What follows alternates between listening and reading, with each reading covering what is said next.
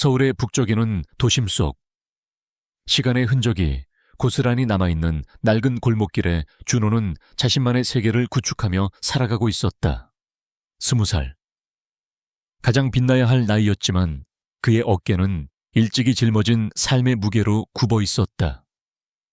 그의 손은 늘 기름때와 흙먼지로 거칠었지만 그 거친 손끝에는 어떤 복잡한 기계든 생명을 불어넣는 마법 같은 재능이 깃들어 있었다. 낡은 작업복과 낡은 운동화는 그의 일상을 대변했지만 그의 눈빛은 언제나 빛을 잃지 않았다. 그 속에는 멈추지 않는 호기심과 뜨거운 열정이 숨겨져 있었다. 준호는 타고난 기계공이자 전자공학 천재였다. 고장난 자동차 엔진에서부터 미세한 전자회로에 이르기까지 그의 손을 거치면 어떤 기계든 새 생명을 얻었다. 그의 주머니에는 늘 낡은 수첩이 들어있었다. 그 안에는 복잡한 회로도, 기발한 발명 아이디어, 그리고 미래형 자동차 디자인 스케치가 빼곡히 그려져 있었다. 그는 언젠가 친환경적인 자동차 기술을 개발하여 세상을 바꾸겠다는 거대한 꿈을 품고 있었다. 하지만 현실은 냉혹했다. 일찍이 어머니를 여의고 아버지는 행방불명된 후 준호는 어린 여동생과 병약한 할머니를 홀로 부양해야 했다. 그는 학업을 포기하고 배달 아르바이트와 동네 사람들의 고장난 물건을 고쳐주는 일로 생계를 꾸려나갔다. 그의 손에 묻은 기름때는 고단한 삶의 흔적이었지만 동시에 꿈을 향해 나아가는 그의 열정을 보여주는 훈장과도 같았다. 준호는 늘 낡은 작업복 차림이었다. 어깨에는 오래된 배달 가방을 메고 얼굴에는 피곤함이 역력했다. 하지만 그는 한 번도 불평하지 않았다. 그에게는 사랑하는 가족이 있었고 언젠가 그의 재능을 세상에 보여줄 날이 올 것이라는 믿음이 있었다. 그의 낡은 작업복 주머니 한쪽에는 늘 작은 주머니 칼이 들어있었다. 어린 시절 아버지가 남기고 간 유일한 유품이었다. 주머니 칼을 사용할 때마다 그는 아버지의 따뜻한 손길을 느끼는 듯 했다. 어느 늦은 저녁 준호는 배달을 마치고 자전거를 타고 집으로 돌아가는 길이었다. 차가운 바람이 그의 뺨을 스쳤고 도시의 불빛은 멀리서 번쩍였다. 그때였다. 어두운 골목 어귀에서 희미한 빛이 그의 시선을 사로잡았다. 낡은 가로등 아래 어린아이가 주저앉아 울고 있었다. 옆에는 바퀴가 심하게 휘어진 자전거가 쓰러져 있었다. 준호는 망설이지 않았다. 그는 자신의 몸보다 더 큰 배달 가방을 벗어 던지고 아이에게 다가갔다. 꼬마야, 왜 울고 있니? 자전거가 부러졌니? 그의 목소리는 따뜻하고 부드러웠다. 아이는 고개를 들어 준호를 바라보았다. 제 자전거가 엉망이 됐어요. 아빠가 혼낼 거예요. 아이의 눈은 눈물로 범벅되어 있었다. 준호는 아이의 자전거를 살펴보았다. 앞바퀴는 완전히 휘어져 있었고 체인도 끊어져 있었다. 웬만한 자전거 수리점에서도 쉽게 고치기 어려운 상태였다. 준호는 이미 하루 종일 일하느라 지쳐 있었다. 집으로 돌아가면 늦은 저녁을 준비해야 했고 할머니와 여동생이 기다리고 있었다. 하지만 아이의 절망적인 눈빛은 그의 발길을 붙잡았다. 준호는 조용히 무릎을 꿇고 허리춤에서 낡은 공구통을 꺼냈다. 그는 능숙한 손길로 휘어진 바퀴를 바로잡고 끊어진 체인을 다시 연결하기 시작했다. 그의 손은 재빠르고 정확했다.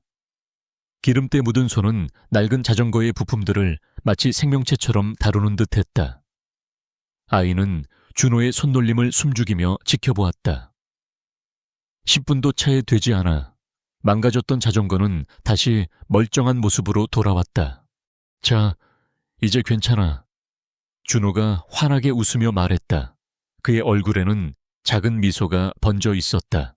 아이는 믿을 수 없다는 듯 자전거에 올라타 페달을 밟았다. 삐걱거림 하나 없이 자전거가 부드럽게 앞으로 나아갔다. 우와, 아저씨 정말 고마워요. 아저씨 최고. 아이는 기쁨에 겨워 소리쳤다. 아이의 얼굴에는 다시 해맑은 미소가 피어났다. 준호는 그저 아이의 머리를 쓰다듬어 주었다. 조심해서 가거라. 그는 다시 자전거에 올라타 배달 가방을 메고 어둠 속으로 사라졌다. 그는 아이에게 아무런 대가도 요구하지 않았다. 그에게는 아이의 해맑은 미소만으로도 충분했다. 그의 삶은 비록 고단했지만 그는 여전히 타인의 어려움을 외면하지 않는 따뜻하고 순수한 마음을 지니고 있었다. 집에 도착하자 할머니가 따뜻한 미소로 준호를 맞이했다. 우리 준호 왔니? 밥 먹자. 준호는 할머니의 따뜻한 품에 안기며 하루의 피로를 잊었다. 그의 방 한편에는 그가 어린 시절부터 모아온 낡은 기계 부품들과 그가 직접 만든 작은 로봇 모형들이 놓여 있었다. 그리고 그의 손목에는 아버지에게 물려받은 낡은 시계가 채워져 있었다. 그 시계는 그에게 꿈과 희망을 상기시켜주는 소중한 보물이었다. 준호는 여전히 세상에 그의 진가를 알리지 못한 채 폭풍전의 고요 속에 머물러 있었다. 하지만 그의 재능은 곧 거대한 세상과 부딪히게 될 것이었다. 준호의 낡고 고요한 일상에 균열이 가기 시작한 것은 어느 날 저녁, 예기치 못한 우연한 만남 때문이었다. 그는 배달을 마치고 돌아가는 길이었다. 그의 자전거는 낡았지만 그의 손길로 매일같이 정성껏 관리되어 늘 부드럽게 굴러갔다. 길모퉁이를 돌던 그때 검은색 고급 세단 한 대가 그의 시야에 들어왔다. 그 차는 마치 고장난 심장처럼 위태롭게 멈춰 서 있었다. 그 차의 주인은 은채였다. 미라클 테크라는 거대 IT 기업의 젊은 CEO인 그녀는 성공의 정점에 서 있었다. 은채는 명석한 두뇌와 뛰어난 사업 수완을 지녔지만 부유한 환경에서 자란 탓에 세상의 모든 것을 돈과 지위로 판단하는 오만한 면이 있었다. 그녀에게 가난은 무능력의 상징이었고 겉모습은 사람을 평가하는 가장 중요한 척도였다. 은채는 지금 중요한 계약을 위해 긴급하게 회의 장소로 향하는 중이었다. 그런데 갑자기 차의 헤드라이트가 깜빡거리더니 완전히 꺼져 버렸다. 주변은 이미 어둑해졌고 대로변은 한산했다. 그녀는 운전석에 앉아 짜증스러운 표정으로 고급 스마트폰을 귀에 대고 있었다. 지금 당장 기사 보내세요. 아니, 엔지니어라도 좋으니 빨리 오라고요. 이렇게 중요한 시간에. 그녀의 목소리에는 초조함과 짜증이 가득했다. 하지만 늦은 시간이라 아무도 즉시 올 수 없다는 대답만 돌아왔다. 바로 그때 준호가 그녀의 차 옆을 지나가고 있었다. 그는 은채의 초조한 표정과 고장난 차를 보았다. 늘 그랬듯이 그는 타인의 어려움을 그냥 지나치지 못했다. 비록 그녀의 차는 그가 평소에 다루던 낡은 자전거와는 비교할 수 없을 정도로 값비싸고 복잡해 보였지만 그는 본능적으로 손을 내밀었다. 혹시 도움이 필요하세요, 제가? 간단한 건 고칠 수 있습니다. 준호가 조심스럽게 말을 건넸다. 그의 작업복에는 기름때가 묻어 있었고 손은 거칠었다. 은채는 고개를 돌려 준호를 바라보았다. 그녀의 눈빛은 경멸로 가득했다. 낡은 작업복을 입고 자전거를 탄 배달원이 감히 자신의 고급 세단을 고치겠다고 그녀의 얼굴에는 비웃음이 떠올랐다. 당신이요, 지금 날 놀리는 건가요? 이런 차를 당신 같은 배달원이 뭘 안다고. 어서 가세요. 내 눈에 띄지 마. 준호는 은채의 오만한 말에도 불구하고 기분 나쁜 기색 없이 고개를 숙였다. 죄송합니다. 하지만 헤드라이트 문제는 어쩌면 간단한 배선 문제일 수도 있습니다. 제가 잠시 봐도 될까요? 그의 목소리에는 진심이 담겨 있었다. 그는 그녀의 차를 고치려는 순수한 의도뿐이었다. 은채는 다른 선택지가 없다는 것을 깨달았다. 시간은 계속 흘렀고 회의는 기다려주지 않았다. 그녀는 못마땅한 표정으로 한숨을 쉬었다. 좋아요. 그럼 어디 한번 보시죠. 하지만 망가뜨리면 책임은 당신이 져야 할 겁니다. 그녀는 경고하듯 말했다. 준호는 말없이 차 보닛을 열었다. 은채는 불쾌한 표정으로 팔짱을 낀 채 준호를 지켜보았다. 준호는 헤드라이트 부분을 자세히 들여다보기 시작했다. 그의 손이 능숙하게 부품들을 만졌다. 그의 눈빛은 어느새 날카로운 집중력으로 빛나고 있었다. 그는 헤드라이트 주변의 전선들을 살펴보고 미세한 떨림과 끊어진 부분을 찾아냈다. 단순한 정우 문제가 아니었다. 예상대로. 복잡한 전선 다발 중 하나가 미세하게 단락되어 있었다. 일반적인 카센터에서도 쉽게 찾아내기 어려운 문제였다. 그는 자신의 낡은 공구통에서 작은 렌치와 전선을 연결할 도구를 꺼냈다. 하지만 완전한 수리를 위해서는 좀 더 정교한 납땜 작업이 필요했다. 이 자리에서는 불가능했다. 단순한 문제가 아닙니다. 배선이 내부에서 단락된 것 같아요. 여기서는 힘들고 제 작업실로 가야 합니다. 준호가 고개를 들고 은채에게 말했다. 그의 임에는 이미 땀방울이 송골송골 맺혀 있었다. 은채의 얼굴이 다시 굳어졌다. 당신 작업실이요. 어디요? 이런 곳에 무슨 작업실이 있다는 거죠? 그녀는 비웃음을 참지 못했다. 그녀의 상상 속 작업실은 온갖 고급 장비로 가득 찬 현대적인 공간이어야 했다. 네, 이 근처에 있습니다. 아주 가까워요. 준호는 그녀의 비웃음을 아는지 모르는지 담담하게 말했다. 거기에는 필요한 모든 도구가 있습니다. 확실하게 고칠 수 있습니다. 은채는 갈등했다. 그녀의 내면에서는 이 지저분한 배달원을 믿어야 할지 말아야 할지 혼란스러웠다. 하지만 지금 이대로 회의에 늦으면 엄청난 손실을 보게 될 터였다. 그녀는 최악의 상황이라도 피하고 싶었다. 좋아요. 당신을 믿어보죠. 하지만 명심해요. 만약 내 채 조금이라도 손상이 간다면 당신은 상상도 못할 대가를 치르게 될 겁니다. 은채는 싸늘하게 경고했다. 그녀는 자신의 개인 비서인 최 비서에게 전화를 걸어 상황을 보고했다. 최 비서는 은채의 그림자처럼 그녀의 모든 지시를 따르는 인물이었지만 사실은 은채의 자리를 호시탐탐 노리는 야심가였다. 그는 은채가 공영에 처한 것을 은밀히 즐기며 이 상황을 이용해 은채를 곤란하게 만들 계획을 세우고 있었다. 준호는 은채의 차를 조심스럽게 움직여 자신의 집 근처에 있는 낡은 창고로 향했다. 그곳은 준호가 사용하는 작업실이었다. 은채는 준호의 낡은 자전거를 따라 차를 몰면서도 내내 불안하고 불쾌한 표정이었다. 그녀는 상상조차 하지 못했다.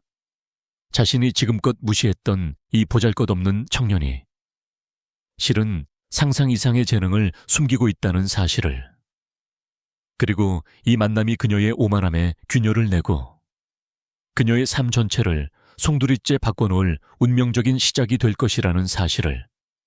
폭풍은 이제 막 시작되려 하고 있었다. 준호의 낡은 자전거가 이끄는 대로 은채의 고급 세단은 낯선 골목길로 들어섰다. 은채는 차창 밖으로 스쳐 지나가는 낡은 건물들과 어두운 골목길을 보며 불쾌한 표정을 감추지 못했다. 그녀의 상상과는 너무나도 다른 풍경이었다. 그녀는 마음속으로 준호를 더욱 경멸했다. 이런 곳에서 대체 뭘 할 수 있다는 거야? 그녀의 머릿속에는 온통 후회와 짜증만 가득했다. 잠시 후 준호는 낡은 창고 앞에 멈춰 섰다. 녹슨 철문이 삐걱거리는 소리를 내며 열리자 안에서는 쾌쾌한 기름 냄새와 함께 먼지 쌓인 공구들과 오래된 기계 부품들이 어지럽게 널려있는 모습이 드러났다. 한쪽 벽에는 낡은 작업등 하나가 간신히 불을 밝히고 있었다. 이곳이 바로 준호의 작업실이었다. 은채는 차에서 내리자마자 코를 막았다. 그녀의 얼굴은 혐오감으로 일그러졌다. 이런 곳에서 뭘 할 수 있다는 거죠? 내 차에 조금이라도 흠집이라도 난다면 당신은 각오해야 할 거예요. 그녀의 목소리는 얼음장처럼 차가웠다. 준호는 은채의 비난에도 아랑곳하지 않고 차분하게 말했다. 잠시만 기다려 주십시오. 그는 능숙하게 차를 작업대 앞으로 옮기고 보닛을 열었다. 그리고는 낡은 공구통을 들고 작업에 몰두하기 시작했다.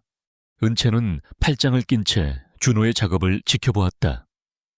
그녀의 눈에는 여전히 경멸과 불신이 가득했다.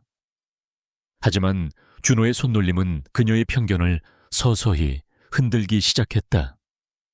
그의 기름때 묻은 손은 낡고 녹슨 공구들을 마치 자신의 몸처럼 다루었다.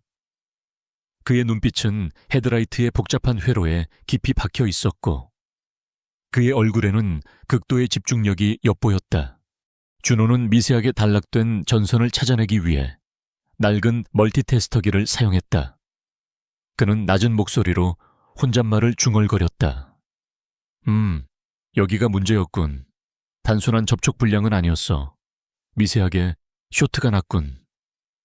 그의 전문적인 용어와 정확한 진단에 은채는 놀랐지만 아직 감탄하기는 일렀다. 준호는 작업대 한편에 놓인 낡은 상자들을 뒤적였다. 그 안에는 온갖 종류의 부품들이 어지럽게 섞여 있었다. 마치 보물찾기를 하듯 그는 정확히 자신이 필요한 희귀한 부품 하나를 찾아냈다. 그것은 수십 년 된 차량의 전선에서도 찾아볼 수 없는 아주 정밀한 미세 저항기였다. 은채는 그가 어떻게 저런 고물더미 속에서 필요한 것을 정확히 찾아내는지 이해할 수 없었다. 어지웠다. 이제 준호는 납땜 인두를 들었다. 그는 아주 작은 부품을 핀셋으로 집어들고 흔들림 없는 손으로 정확하게 납땜을 시작했다. 그의 손은 느린 듯 하면서도 놀랍도록 빠르고 정교했다. 땀방울이 그의 이마에서 흘러내렸지만 그는 전혀 개의치 않았다. 그의 모든 신경은 오직 회로에만 집중되어 있었다. 그의 움직임은 마치 숙련된 외과 의사가 정교한 수술을 집도하는 듯 했다. 작업이 거의 끝나갈 무렵 준호는 잠시 숨을 고르기 위해 허리를 폈다. 그의 낡은 작업복은 이미 땀으로 축축했고 얼굴에는 기름때가 묻어 있었다. 그는 손등으로 이마의 땀을 닦아냈다. 그의 거친 손에는 닳아버린 낡은 렌치 자국과 함께 어린 시절부터 가지고 있던 깊은 흉터가 선명하게 보였다. 그 흉터는 그의 끊임없는 노력과 열정을 보여주는 증거였다. 준호가 고개를 들어 은채를 바라보았다. 그의 눈에는 피곤함과 함께 작업에 대한 만족감이 서려 있었다. 바로 그때였다. 은채는 무심코 거의 반사적으로 입을 열었다. 그녀의 입에서 나온 말은 그녀 자신도 예상하지 못했던 것이었다. 당신 잘생겼네요. 그거 알아요. 은채의 말은 창구 안의 고요함을 깨고 울려 퍼졌다. 그녀는 자신의 말에 스스로도 놀라 입을 틀어막았다. 이런 지저분하고 낡은 곳에서 기름때 묻은 배달원에게 방금 뭐라고 한 거지? 그녀의 얼굴이 미세하게 붉어졌다. 이는 경멸과 불신으로 가득했던 그녀의 감정 속에 예상치 못한 당혹감과 함께 묘한 끌림이 스쳐 지나갔음을 보여주는 순간이었다. 준호는 은채의 말에 깜짝 놀라 눈을 크게 떴다. 그의 거친 얼굴에 드물게 붉은 기운이 스쳐 지나갔다. 그는 어색하게 고개를 숙이며 말했다. 아닙니다. 이제 거의 다 됐습니다. 그는 얼른 시선을 돌려 다시 작업에 집중했다. 그때 은채의 개인 비서인 최 비서가 창구 문개 그림자처럼 서 있는 것이 보였다. 최 비서는 은채의 지시를 받고 그녀의 행적을 은밀히 미행하고 있었다. 그는 은채가 낡은 창구 안에서 배달원과 단둘이 있는 모습을 보고 경악했다. 그리고 은채가 준호에게 건넨 뜻밖의 칭찬을 똑똑히 들었다. 그의 얼굴에는 알 수 없는 비웃음과 함께 음모의 빛이 스쳐 지나갔다. 회장님께서 저런 천박한 자에게 이런 식으로 접근하다니 절호의 기회군. 최 비서는 준호를 은채에게서 떼어내고 자신의 입지를 다질 기회로 삼으려 했다. 준호는 마지막으로 부품을 조립하고 회로를 점검했다. 그리고 스위치를 켰다. 팟 하는 소리와 함께 헤드라이트가 환하게 불을 밝혔다. 이전보다 훨씬 밝고 안정적인 빛이었다. 다 됐습니다. 준호가 말했다. 그의 목소리에는 자부심이 엿보였다. 은채는 믿을 수 없다는 듯 헤드라이트를 바라보았다. 그녀의 얼굴에는 놀라움과 함께 미세한 존경심이 떠올랐다. 그녀는 준호의 손에 거액의 수리비를 쥐어주려 했다. 이 정도면 충분하겠죠. 수고했어요. 어서 와. 예수마. 하지만 준호는 돈을 받지 않았다. 아닙니다. 괜찮습니다. 도움이 되어서 기쁩니다. 그는 순수하게 웃으며 말했다. 은채는 당황했다. 그녀의 세상에서 돈을 거부하는 사람은 없었다. 그녀는 준호를 더욱 이해할 수 없게 되었다. 최 비서는 이 광경을 모두 지켜보고 있었다.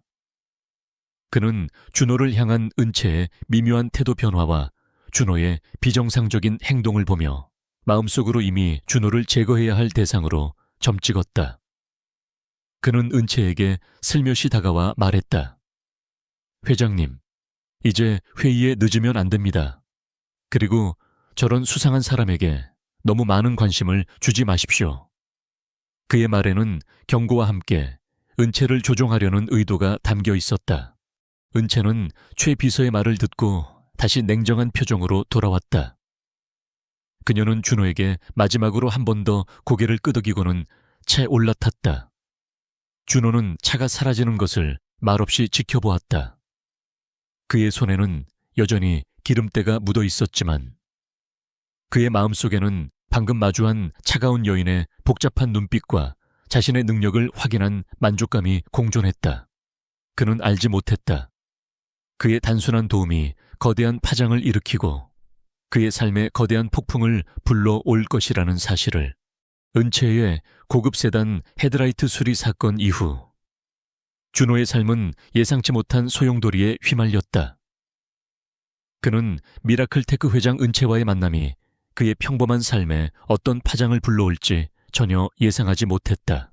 준호의 뛰어난 재능을 직접 목격한 은채는 그의 순수한 면모와 천부적인 기술력에 깊은 인상을 받았다. 그녀의 마음속에는 이미 준호를 향한 미묘한 호감과 함께 그를 미라클테크로 영입하려는 생각이 싹트고 있었다. 하지만 은채의 비서인 최 비서의 음모는 은채의 마음이 준호에게 향하는 것을 막고 준호를 파멸시키려 했다. 최 비서는 은채가 준호에게 보인 작은 관심조차 자신의 야망에 방해가 된다고 생각했다. 그는 은채의 말을 엿듣고 준호가 심상치 않은 인물임을 직감했다.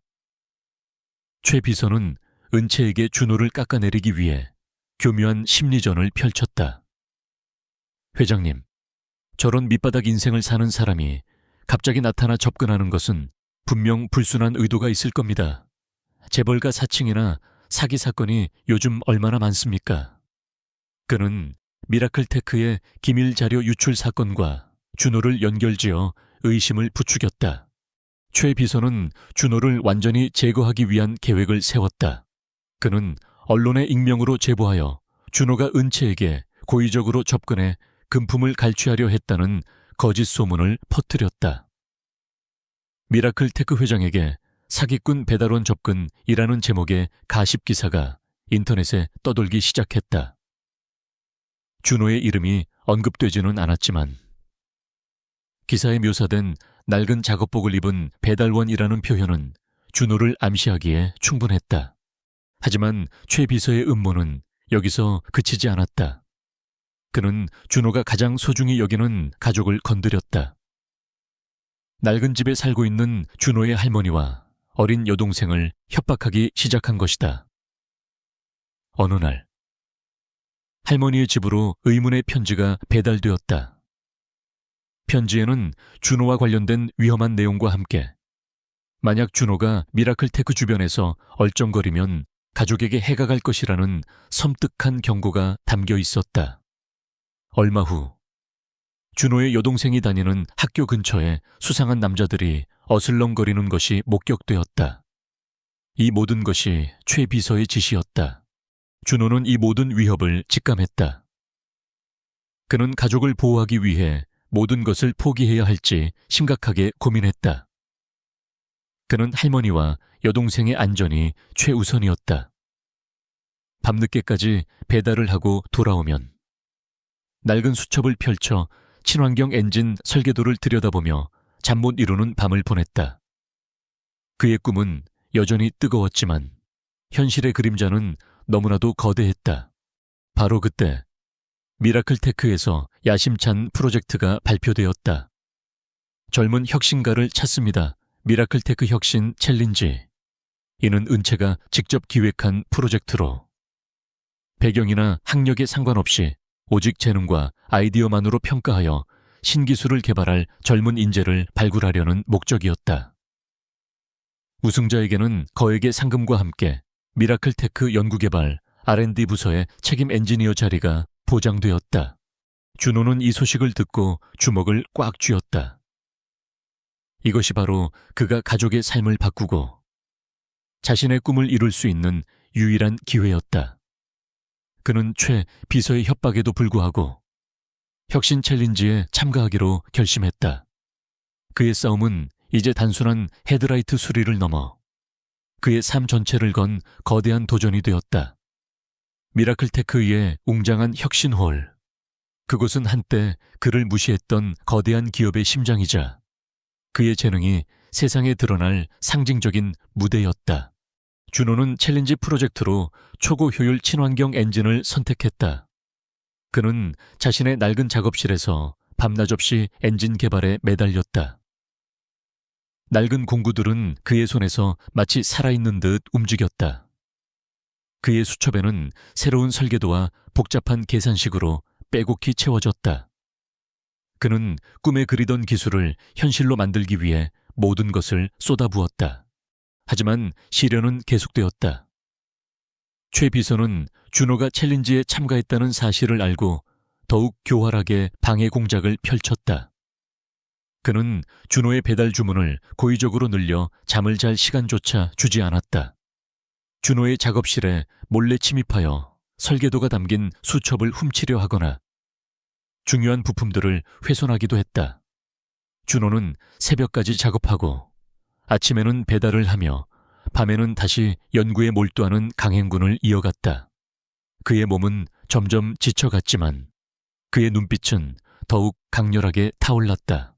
혁신 챌린지의 최종 발표일이 다가올수록 압박은 더욱 심해졌다. 최 비서는 마지막 발악으로 준호의 개발 환경을 더욱 열악하게 만들었다. 그는 준호가 프로젝트에 필요한 핵심 부품을 구매하지 못하도록 시장에서 매점매석하거나 준호가 거래하던 부품상에 압력을 넣어 거래를 끊게 했다. 준호는 당장 재료를 구할 돈도 시간도 부족했다. 그는 결국 아끼던 몇 안 되는 소지품들을 전당포에 맡겨 재료비를 마련해야 했다. 그는 완전히 혼자였다. 할머니는 그의 등을 토닥이며 걱정스러운 눈빛으로 그를 응원할 뿐 그가 짊어진 모든 위험을 알지 못했다. 어느 날 밤 준호는 배달을 마치고 돌아오는 길에 최 비서가 심어둔 괴한들에게 습격을 당했다. 괴한들은 준호의 수첩을 빼앗으려 했고 그 과정에서 준호는 손에 가벼운 부상을 입었다. 아픔과 피로가 그의 온몸을 짓눌렀지만 그는 포기하지 않았다. 오히려 그의 마음속에는 불굴의 의지가 더욱 단단하게 자리 잡았다. 이대로 주저앉을 수는 없어. 가족을 위해서라도, 내 꿈을 위해서라도 반드시 해내야 해. 시간은 속절없이 흘러갔고 챌린지 마감일은 코앞으로 다가왔다. 준호는 마지막 남은 힘을 쥐어짜 프로토타입 엔진을 완성하기 위해 모든 것을 바쳤다. 그의 작은 작업실에는 밤늦게까지 낡은 작업등의 불빛이 꺼지지 않았다. 세상은 그를 외면하고 최 비서는 그를 철저히 고립시켰지만 준호는 혼자서 이 모든 시련을 이겨내고 있었다. 그의 어깨에는 가족의 미래가, 그의 손에는 세상을 바꿀 혁신적인 기술이, 그리고 그의 마음속에는 절대 꺾이지 않는 투지가 담겨 있었다. 미라클테크 혁신 챌린지 결승전 당일, 웅장한 혁신홀은 수많은 인파로 가득 찼다. 기자들은 카메라 플래시를 터뜨렸고 투자자들과 업계 관계자들은 미래 기술의 향방을 가늠하기 위해 날카로운 눈빛으로 무대를 응시했다. 은채는 심사위원석에 앉아 있었다. 그녀의 얼굴은 평소처럼 냉정했지만 그 속에는 알 수 없는 긴장감이 감돌았다. 그녀는 준호를 향한 최 비서의 음모를 어렴풋이 앓고 있었지만 아직 확실한 증거를 잡지 못한 상태였다. 최 비서는 은채의 옆자리에서 의미심장한 미소를 띠고 있었다. 그는 이미 준호를 떨어뜨리기 위한 모든 준비를 마쳤다고 확신했다. 드디어 준호의 차례가 되었다. 그의 이름이 호명되자 웅성거리던 홀 안이 잠시 조용해졌다. 준호는 낡은 작업복 대신 깨끗하게 다려진 셔츠를 입고 무대에 올랐다. 그의 손에는 기름때 대신 붕대가 감겨 있었지만 그의 눈빛은 흔들림 없었다. 그는 연단에 놓인 마이크 앞에 섰다. 최 비서는 이미 심사위원들에게 준호가 사기꾼이며 그의 프로젝트는 표절이라고 거짓 정보를 흘린 상태였다. 심사위원들의 눈빛에는 이미 의심의 그림자가 드리워져 있었다. 안녕하세요. 저는 준호입니다. 제가 개발한 초고 효율 친환경 엔진을 소개합니다. 준호의 목소리는 차분했지만 그 속에는 강한 확신이 담겨 있었다. 그는 옆에 놓인 엔진 프로토타입을 가리켰다. 그것은 기존의 엔진보다 훨씬 작고 매끄러운 형태를 하고 있었다. 심사위원 중 한 명이 냉소적으로 물었다. 당신이 이 모든 것을 직접 개발했다는 말입니까? 당신의 이력은 매우 미미한데요. 그의 목소리에는 명백한 비웃음이 담겨 있었다. 준호는 흔들리지 않았다. 그는 품속에서 낡은 수첩을 꺼냈다. 수첩 안에는 수많은 계산식과 복잡한 엔진 설계도, 그리고 그가 밤새워 고뇌한 흔적들이 고스란히 담겨 있었다. 저는 오랜 시간 동안 이 엔진을 연구하고 설계했습니다. 이 수첩은 저의 모든 고민과 노력이 담긴 증거입니다. 그는 수첩을 펼쳐 심사위원들에게 보여주었다. 그의 손가락은 수첩 속의 작은 글씨와 그림들을 부드럽게 훑었다. 그의 손에 감긴 붕대는 그가 겪었던 어려움들을 말없이 증명하고 있었다. 이 엔진은 기존 엔진 대비 획기적으로 연료 효율을 높였습니다. 또한 배기가스 배출량을 최소화하여 환경오염을 줄일 수 있습니다. 준호는 침착하게 자신의 설계 원리를 설명했다. 그의 설명은 단순한 암기가 아니었다. 그는 엔진의 모든 부품과 작동 원리를 완벽하게 이해하고 있었다. 그의 설명은 기술적인 지식뿐만 아니라 환경에 대한 깊은 고민까지 담겨 있었다. 그리고 준호는 프로토타입 엔진의 시연을 시작했다. 그는 엔진의 시동을 걸었다. 엔진은 작은 소리를 내며 부드럽게 작동하기 시작했다. 화면에는 실시간으로 엔진의 효율성과 배기가스 배출량이 수치로 나타났다. 모든 수치는 준호가 발표한 것보다 훨씬 뛰어났다. 홀 안에서는 감탄사가 터져 나왔다. 은채의 눈빛에도 미세한 변화가 일어났다. 그녀는 준호의 진정한 재능을 다시 한번 확인하는 순간이었다. 바로 그때였다. 준호가 엔진의 핵심 작동 원리를 설명하고 있는 순간, 최 비서가 심사위원석 아래에서 은밀하게 손에 든 작은 장치를 조작했다. 딸깍 하는 미세한 소리와 함께 준호의 프로토타입 엔진에서 갑자기 푸슈슉 하는 소리와 함께 희미한 연기가 피어오르기 시작했다. 엔진의 작동도 불안정하게 흔들렸다. 아오, 이게 무슨... 엔진에 문제가 생겼다. 홀 안은 순식간에 술렁거렸다. 심사위원들의 얼굴에는 실망한 기색이 역력했다. 최 비서는 회심의 미소를 지었다. 이제 끝이다. 저런 하찮은 배달원은 감히 내 앞을 막을 수 없어. 하지만 준호는 당황하지 않았다. 그의 눈빛은 오히려 더욱 날카롭게 빛났다. 그는 영이 나는 엔진을 정확히 바라보았다. 그의 천부적인 감각과 직관이 즉시 문제의 원인을 찾아냈다. 미세한 주파수 교란. 이건 분명히 외부의 방해다. 그는 최 비서의 얼굴을 스쳐 지나갔던 섬뜩한 미소를 떠올렸다. 준호는 망설임 없이 엔진 앞으로 다가갔다. 그의 손은 순식간에 연기가 나는 부분을 해체하기 시작했다. 사람들은 그의 행동에 경악했다. 저렇게 중요한 순간에 고장난 엔진을 분해하다니 그는 연기가 나는 부품 속에서 손톱보다도 작은 눈에 거의 보이지 않는 칩 하나를 발견했다. 그것은 최 비서가 고의적으로 삽입한 주파수 교란 장치였다. 준호는 재빠르게 칩을 제거하고 자신의 주머니에서 미리 준비해둔 예비 부품 하나를 꺼냈다. 그의 손은 흔들림 없이 부품을 교체했다. 이 모든 과정이 불과 몇 초 만에 이루어졌다. 그는 부품을 교체하는 동시에 차분하게 설명을 이어갔다. 이것은 외부에서 유입된 미세한 주파수 교란 장치입니다. 제 엔진의 성능을 방해하기 위한 고의적인 사보타게 방해 공작입니다. 그리고 준호는 망설임 없이 손가락으로 심사위원석에 앉아있는 최 비서를 정확히 가리켰다. 그의 목소리는 강당 전체에 울려 퍼졌다. 이 장치를 조작한 사람은 바로 최 비서입니다. 호라는 충격에 휩싸였다. 최 비서의 얼굴은 순식간에 하얗게 질렸다. 그는 자리에서 벌떡 일어나 소리쳤다. 무슨 헛소리야. 감히 누구에게 죄를 뒤집어 씌우는 거야. 그의 목소리는 불안하게 떨렸다. 하지만 준호는 이미 엔진의 시동을 다시 걸었다. 이번에는 엔진이 더욱 강력하고 안정적인 소리를 내며 완벽하게 작동했다.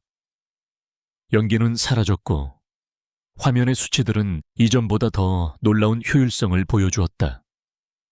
준호는 최 비서가 조작한 칩을 들고 심사위원들에게 보여주었다. 이 칩은 시중에 유통되지 않는 특수 제작된 주파수 교란 장치입니다. 최 비서님, 이 장치가 왜 당신에게 있는지 설명해 주시겠습니까? 최 비서는 더 이상 도망칠 곳이 없었다. 그의 얼굴은 절망으로 일그러졌고 그의 몸은 미세하게 떨리고 있었다. 은채는 이 모든 광경을 숨죽이며 지켜보고 있었다. 그녀는 준호의 침착함과 정확한 판단력, 그리고 그가 보여준 천재적인 문제 해결 능력에 압도당했다. 그리고 최 비서의 추악한 배신에 분노를 느꼈다. 은채는 지체 없이 자리에서 일어나 경비팀에게 소리쳤다. 경비팀, 최 비서를 즉시 체포하세요. 사기, 방해 공작, 그리고 기밀 유출 혐의로 즉시 경찰에 인계하십시오. 경비원들이 즉시 최 비서를 끌고 나갔다.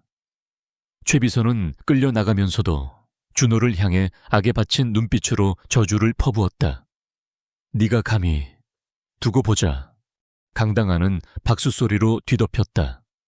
주주들은 환호했고 기자들은 쉴 새 없이 카메라 플래시를 터뜨렸다. 처음에는 의심 가득한 눈빛으로 준호를 바라보던 심사위원들은 이제 존경과 감탄으로 가득 찬 눈빛으로 그를 응시했다. 그들은 만장일치로 준호를 혁신 챌린지 우승자로 선정했다. 준호의 이름은 한순간에 모든 편견을 씻어내고 천재적인 재능을 가진 젊은 혁신가의 상징이 되었다. 그의 명예는 가장 극적인 방식으로 가장 완벽하게 회복되었다. 민주는 이 모든 순간을 조용히 지켜보고 있었다. 그는 유나의 능력과 용기가 있고 얼마나 위대한 힘을 가지고 있는지 다시 한번 깨달았다. 준호의 극적인 역전승과 최 비서의 추악한 음모가 만천에 드러난 사건은 미라클 테크는 물론 사회 전체에 거대한 파장을 불러일으켰다. 배달원 출신 청년, 재벌 기업 비서의 음모 밝혀내고 혁신 챌린지 우승, 천재적 재능 뒤에 숨겨진 어두운 배신극 등 자극적이고 감동적인 헤드라인이 연일 모든 언론 매체를 장식했다. 특히 가진 것 없는 젊은이가 오직 자신의 재능과 순수한 열정으로 거대 기업의 부조리에 맞서 승리했다는 이야기는 전 국민의 뜨거운 관심과 찬사를 받았다. 사람들은 물질 만능주의에 물든 세상에서 한 줄기 희망을 본 듯이 준호에게 열광했다. 최 비서는 즉시 경찰에 체포되었다.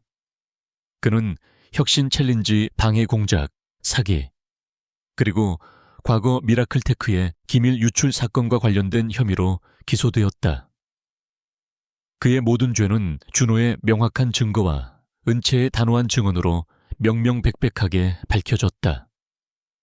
최 비서는 모든 부와 명예를 잃고 대중의 비난 속에서 법의 심판을 기다리게 되었다. 그의 탐욕과 시기심은 결국 그 자신의 파멸을 불러왔고 정의가 승리하는 모습을 세상에 보여주었다. 은채는 준호가 보여준 순수한 재능과 용기에 깊이 감동했다. 그녀는 자신이 얼마나 오만하고 편협한 시각으로 세상을 바라보고 있었는지 깨달았다. 그녀는 과거의 준호를 향해 내뱉었던 무례한 말과 최 비서의 이간질에 쉽게 넘어갔던 자신을 깊이 반성했다. 은채는 준호에게 진심으로 사과했다. 준호 씨, 제가 정말 어리석었습니다. 당신의 진가를 알아보지 못하고 죄송합니다. 그녀의 사과는 진심이었다.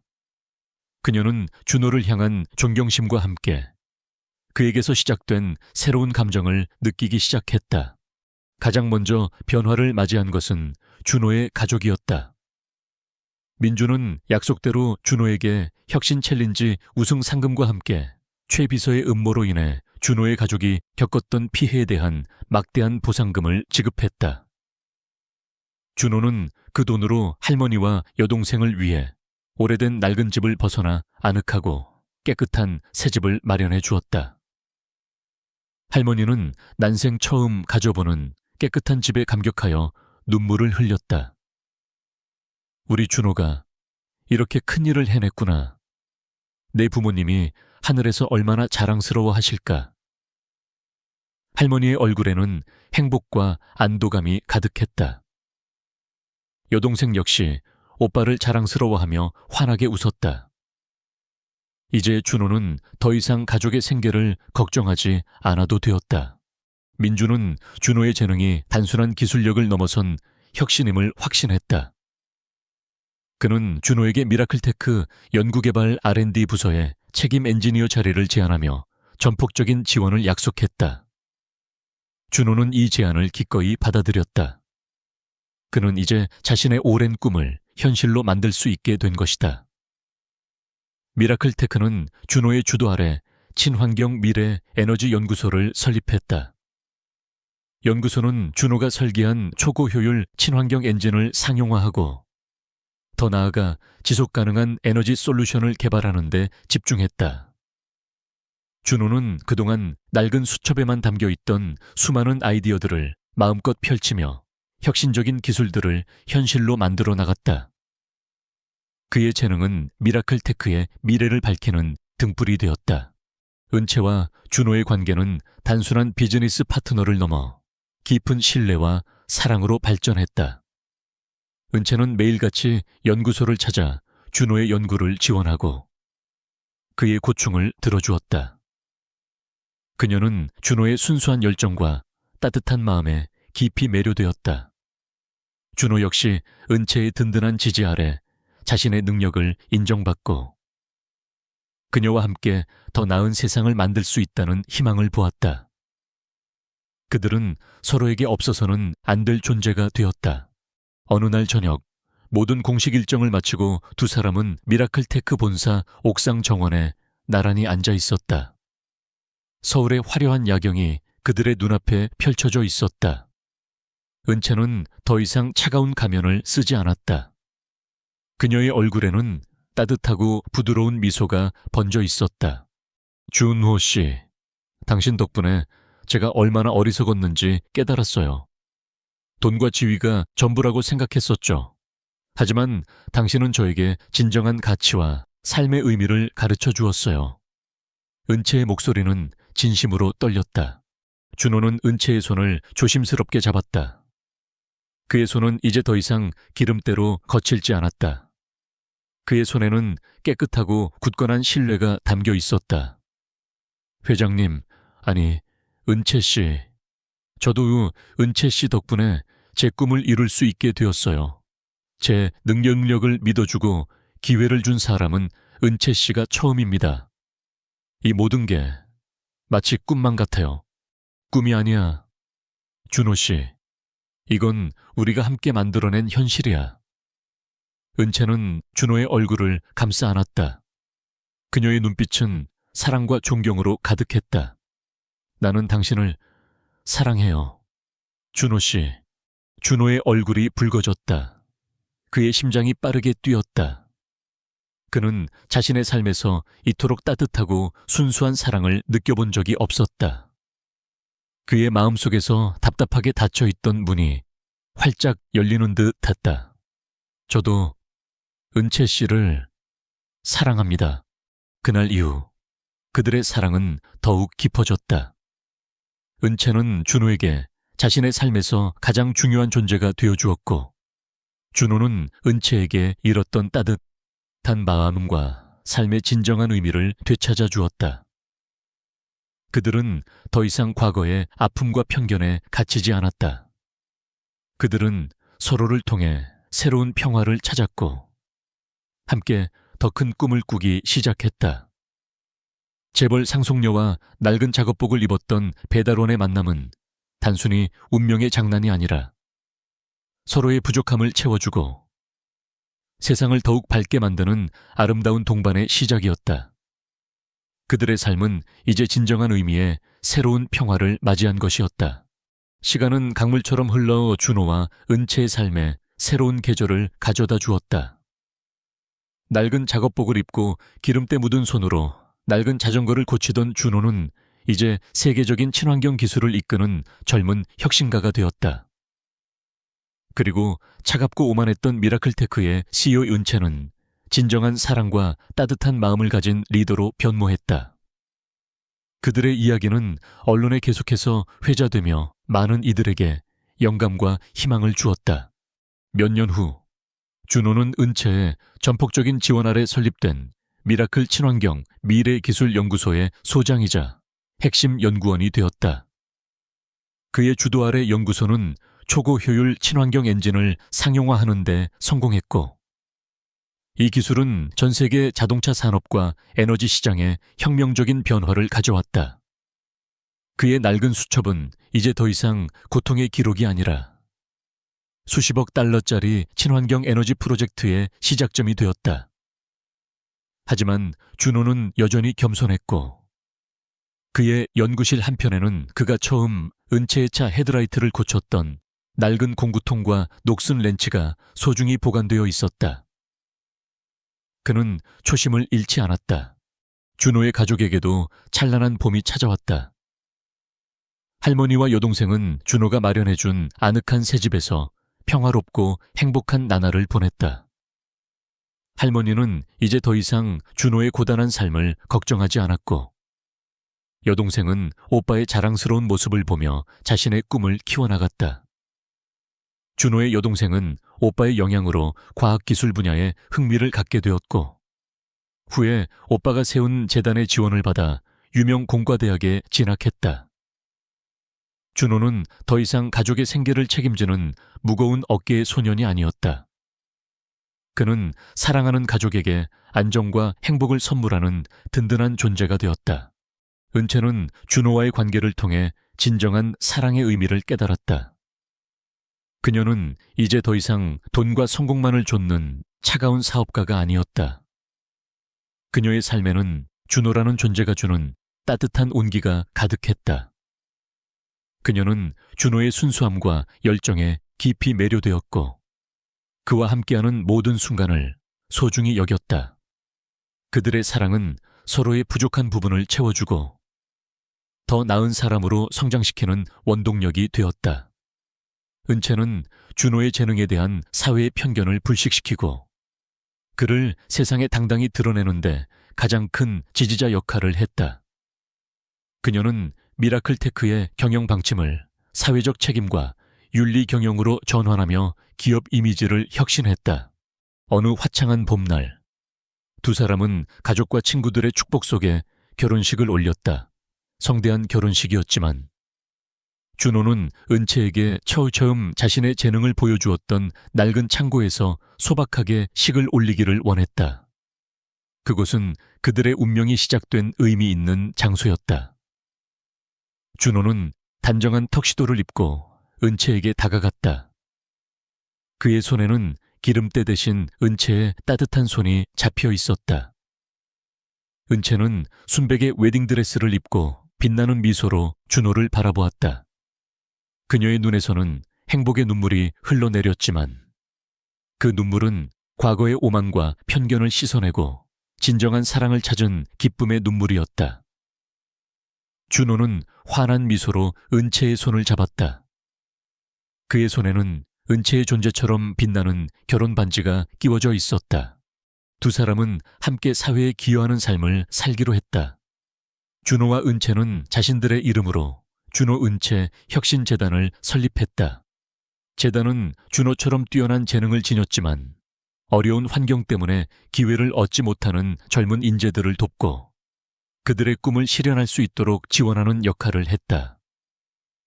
그들은 또한 준호가 자랐던 낡은 동네에 최첨단 직업기술 교육센터를 건립하여 젊은이들에게 실질적인 기술 교육과 멘토링을 제공했다. 준호는 자신의 경험을 바탕으로 직접 강단에 서서 학생들을 가르치기도 했다. 새로 지어진 직업기술 교육센터의 개관식 날, 수많은 기자들과 지역 주민들이 모여들었다. 준호는 연단에 서서 감격스러운 목소리로 말했다. 저는 이 자리에 서기까지 수많은 어려움을 겪었습니다. 저의 재능은 때로는 저를 고단하게 하고 세상으로부터 저를 고립시켰습니다. 하지만 저에게는 절대로 포기하지 않는다는 믿음과 그리고 저를 믿어주고 이끌어준 소중한 은채 씨가 있었습니다. 이제 이 센터는 저처럼 숨겨진 재능을 가진 젊은이들이 좌절하지 않고 자신만의 빛을 찾아갈 수 있는 희망의 공간이 될 것입니다. 그의 옆에는 은채가 환한 미소로 그를 바라보고 있었다. 그들은 단순한 사업가가 아니었다. 그들은 사회적 책임을 다하고 선한 영향력을 전파하는 진정한 리더였다. 그들의 이야기는 신데렐라 이야기에 새로운 해석을 더했다. 가난한 남자가 부유한 여자를 만나 신분 상승을 하는 이야기가 아니라 진정한 재능과 순수한 마음이 편견과 물질주의를 이겨내고 결국 사랑과 사회적 성공을 동시에 이루어내는 감동적인 서사였다. 한적한 오후, 준호와 은채는 준호가 처음 은채의 차를 고쳐주었던 그 낡은 골목길을 함께 산책했다. 이제 그곳은 깨끗하게 정비되어 있었고 가로수에는 새싹이 돋아나고 있었다. 여보, 기억나요? 여기서 처음 당신을 만났을 때 당신은 정말 무서운 사람이었어요. 준호가 장난스럽게 웃으며 말했다. 은채는 준호의 손을 잡으며 그의 어깨에 기댔다. 나는 그때 당신의 진가를 알아보지 못했죠. 내가 얼마나 어리석었는지. 당신은 내 인생의 닫힌 문을 열어주고 내 삶의 진정한 의미를 보여준 사람이었어요. 당신 덕분에 내 삶은 비로소 투명해지고 진정한 길을 찾을 수 있게 되었죠. 두 사람은 서로를 마주보며 미소 지었다. 그들의 삶은 이제 과거의 겨울을 지나 찬란한 두 번째 봄을 맞이한 것이다. 그들은 서로에게 가장 소중한 존재였고 앞으로 펼쳐질 수많은 봄날을 함께할 것이었다. 저 멀리 그들의 재단에서 후원받아 공부한 젊은 엔지니어들이 개발한 친환경 자동차가 조용히 도로 위를 달리는 모습이 보였다. 그 자동차는 단순한 기술이 아니라 준호와 은채가 함께 만들어낸 희망과 꿈의 상징이었다. 그들의 이야기는 여기서 끝났지만 그들이 세상에 뿌린 선한 영향력은 계속해서 퍼져나가 더 많은 이들의 삶에 따뜻한 봄을 가져다 줄 것이었다.